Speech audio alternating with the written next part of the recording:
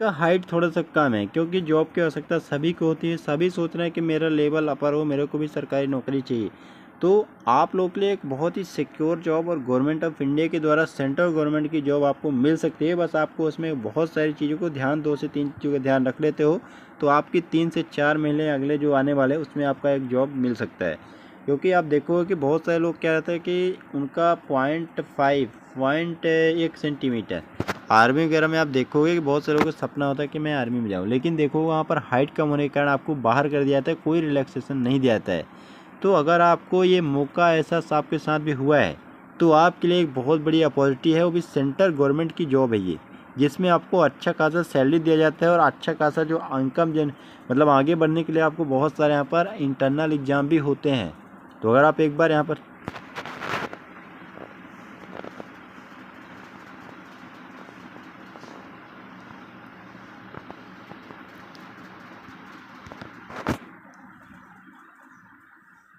यहाँ पर एक बार सेलेक्ट हो जाते हैं किसी तरह, तो आपको ऐसा नहीं है कि यहाँ पर अगर लेवल छोटे हुआ लेवल से भी अगर आप सेलेक्ट हो जाते हैं तो आपको आगे चल के ऐसे बहुत सारे मौके आएंगे जहाँ पर आपको काफ़ी ज़्यादा आगे जाने की संभावना रहेगी। वो आपके ऊपर डिपेंड करेगा। बट हाँ ये है कि अभी आपको घुसना तो जो है तो छोटे दरवाज़ा से या प्रथम सीढ़ी से ही पड़ेगा। ये चीज़ आपको अभी से क्लियर कर देना है। अब देखिए आखिर ऐसा कौन सी भर्ती है तो उसके बारे में बता दूं कि देखे हुए कि आरआरबी का जो कैलेंडर है उसमें देखो कि एक भर्ती की बात की है जिसमें आप देखो कि लेवल 1, ये तो ठीक है, हाइट वगैरह इसमें भी नहीं जाता, 2 भर्ती आप मान सकते हो, लेकिन जो मेन फोकस रहेगा मेरा अलग है। जैसे यहाँ पर देख सकते नॉन टेक्निकल एनटीपीसी के जिसमें जेई है, वो मतलब टीटी वगैरह बना जाता है, देखो कि क्लर्क वगैरह जो रहते हैं। बाकी यहाँ पर जो अक्टूबर और दिसंबर की बात की है 2024 में जो भर्ती आएगी, इसमें लेवल 1 की जो पोस्ट है, ये लेवल 1 में लगभग 40 से 50 हज़ार जो पोस्ट आते हैं वो कम से कम इतने ही पोस्ट आते हैं। तो अच्छी खासी पद भी आते हैं। लेवल 1 का मतलब होता है, इसको आप बोल सकते हैं ग्रुप डी के नाम से भी जाना जाता है। ठीक है, ग्रुप डी के नाम से इसको जाना जाता है। इसमें बहुत सारे लोग कंफ्यूज रहते हैं कि लेवल 1 की पोस्ट क्या है, तो आपको ये क्लियर कर लेना है कि ग्रुप डी का जो काम होता है वही लेवल 1 में जो है तो बोला जाता है, सेम चीज़ है। तो ये जो कार्यक्रम रखा गया है, ये रखा गया है अक्टूबर का दिसंबर का, मतलब अभी जो आपका टाइम है 3 से 4 महीने आपके पास टाइम बचा हुआ है। तो अगर आप लोग तैयारी करना चाहते हो तो इस जॉब की कर सकते हो, क्योंकि यहाँ पर आप देखोगे जो सिलेक्टेड है तो इसमें लगभग जो सैलरी अभी मिल रही है वो 40 से 45 हज़ार सैलरी आ रही है।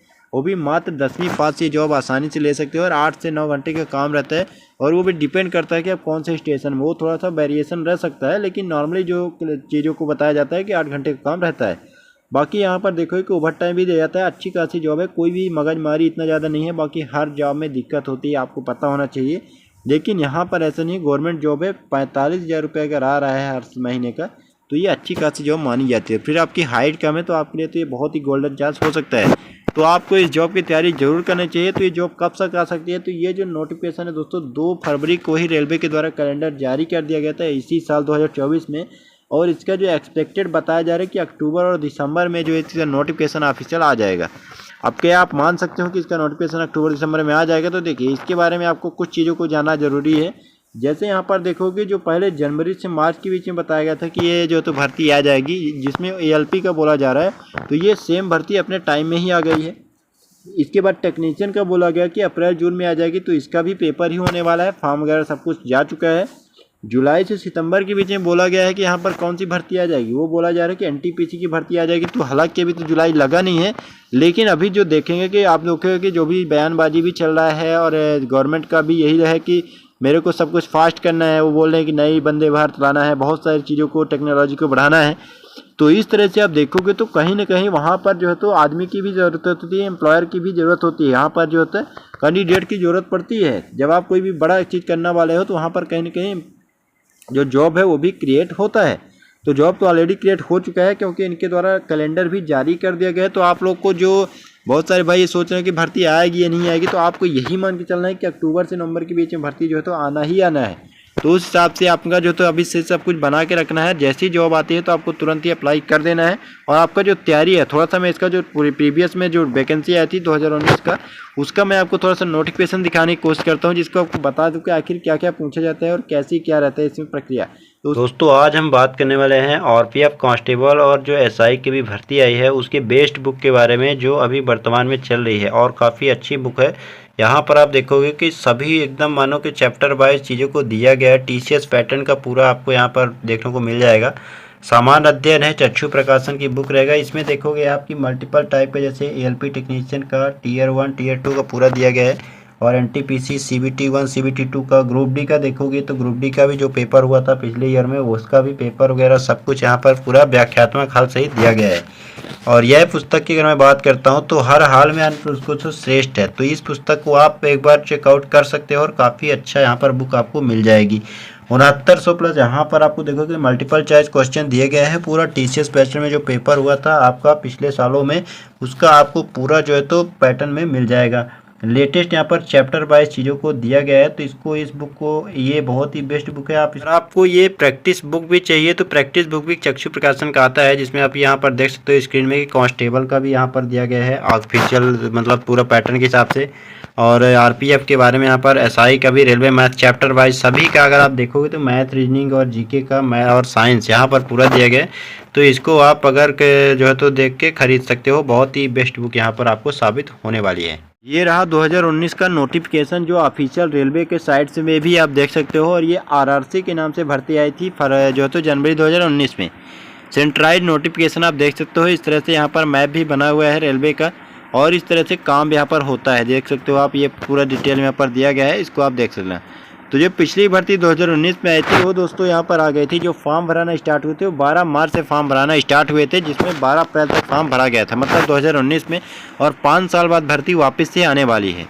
और जो पेपर हुआ था इसका टेंटेटिव तो सितंबर अक्टूबर में, जो भर्ती अभी जो आएगी अक्टूबर नवंबर में बताया जा रहा है, दिसंबर में, वो पिछले साल उस समय पेपर उसका मतलब एक्सपेक्टेड डेट बताया गया था।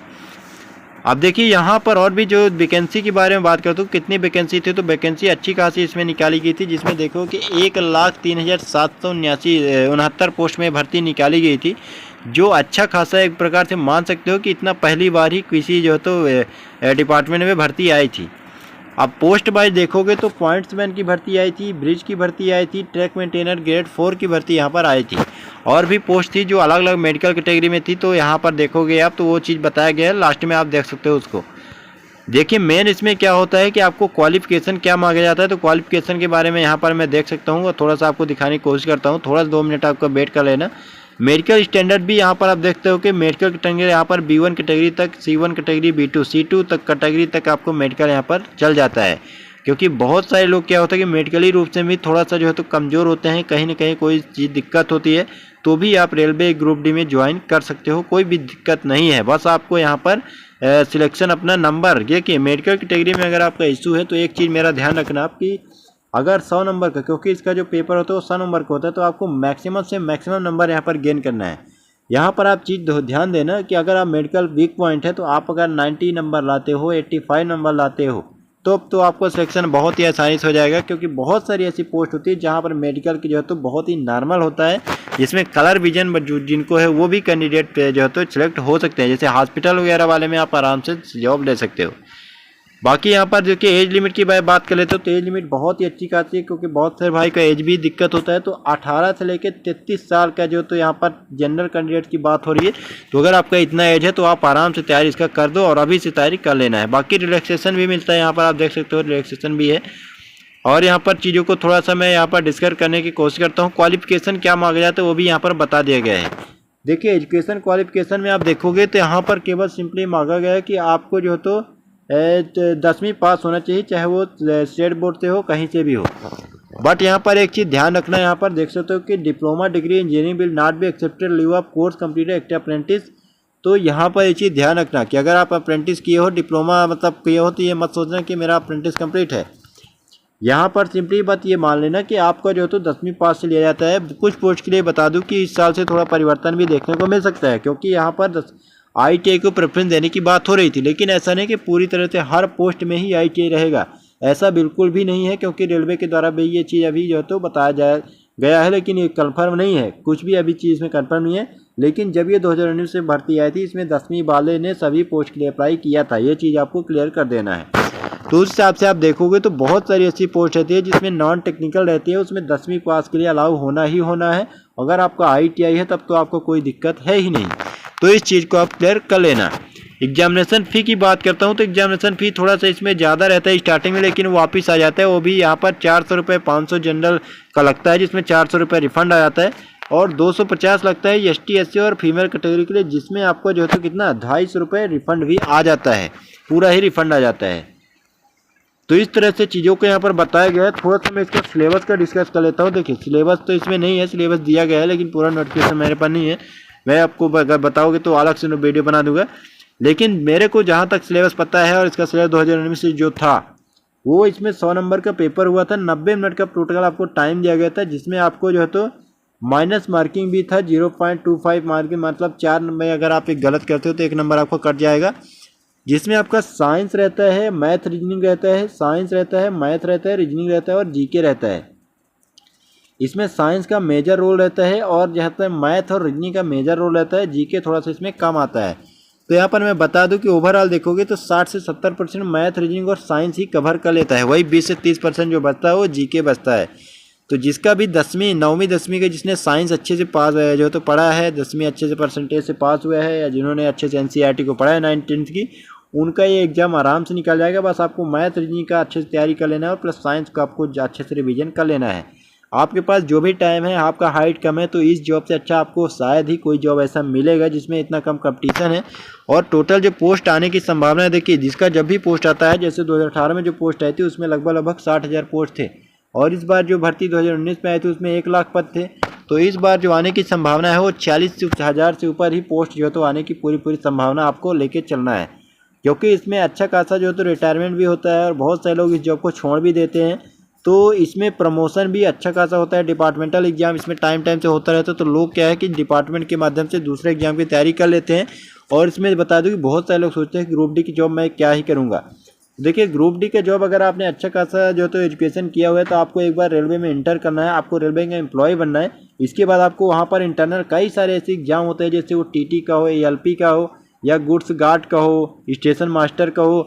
वहाँ पर बहुत सारी ऐसी रिक्वायरमेंट आती रहती है जो इंटरनल के माध्यम से होती है, और उसमें बहुत ही कम कंपटीशन है, तो आप आराम से इस पर जॉब ले सकते हो।